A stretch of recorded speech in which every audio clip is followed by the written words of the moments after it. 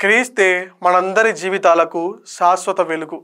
క్రీస్తునాథుని యందు ప్రియ సహోదరి సహోదరులారా, నేటి సువార్తలో క్రీస్తు ప్రభువు లోకమునకు వెలుగును నేనే, నన్ను అనుసరించువాడు అంధకారము నడవక జీవపు వెలుగును పొందును అని బోధించడాన్ని వింటూ ఉన్నాం.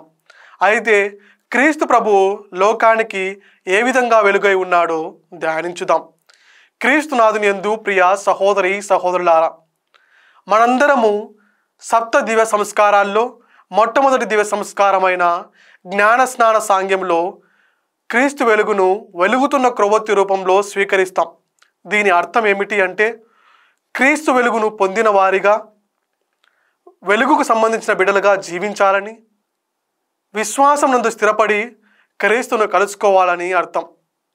అయితే మనందరి జ్ఞానస్నానం సాంగ్యములో మనము అనేక ప్రమాణాలు చేస్తాం మరియు వాటికి కట్టుబడి జీవిస్తామని, ప్రభు బోధనలు ఇతరులకు ప్రకటిస్తామని, వెలుగుకు సంబంధించిన బిడ్డలుగా ఇతరులకు వెలుగు పంచుతామని అనేక ప్రమాణాలు చేస్తాం.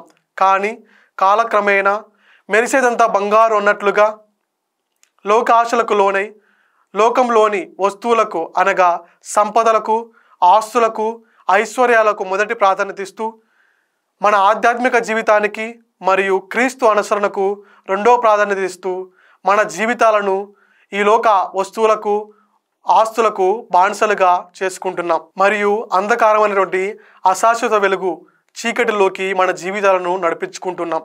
ఇలా ప్రభు యొక్క శాశ్వత వెలుగుకు దూరం అవుతూ చీకటికి మరియు సాతాను యొక్క పనులు చేస్తూ మన జీవితాలను నాశనం చేసుకుంటున్నాం. ఇలా జీవితంలో ఏమి చేస్తున్నామో తెలియక అంధకార శక్తులకు, వాటి ప్రలోభాలకు గురవుతూ మన జీవితాలను చిన్నాభిన్నం చేసుకుంటున్నాం. కాబట్టి ప్రియ సహోదరి సహోదరులారా, లోకానికి వెలుగై ఉన్న క్రీస్తును తెలుసుకొని ఆయన వెలుగులో జీవించడానికి మరియు ఆ వెలుగుకు సాక్ష్యం ఇవ్వడానికి, వెలుగుకు సంబంధించిన బిడ్డలుగా ఆయన వెలుగును ఇతరులకు ప్రకటించడానికి కావలసిన ఆధ్యాత్మిక అనుగ్రహాలు దయచేయమని నిజ వెలుగు నిత్య జ్యోతి అయిన క్రీస్తును ప్రార్థిద్దాం.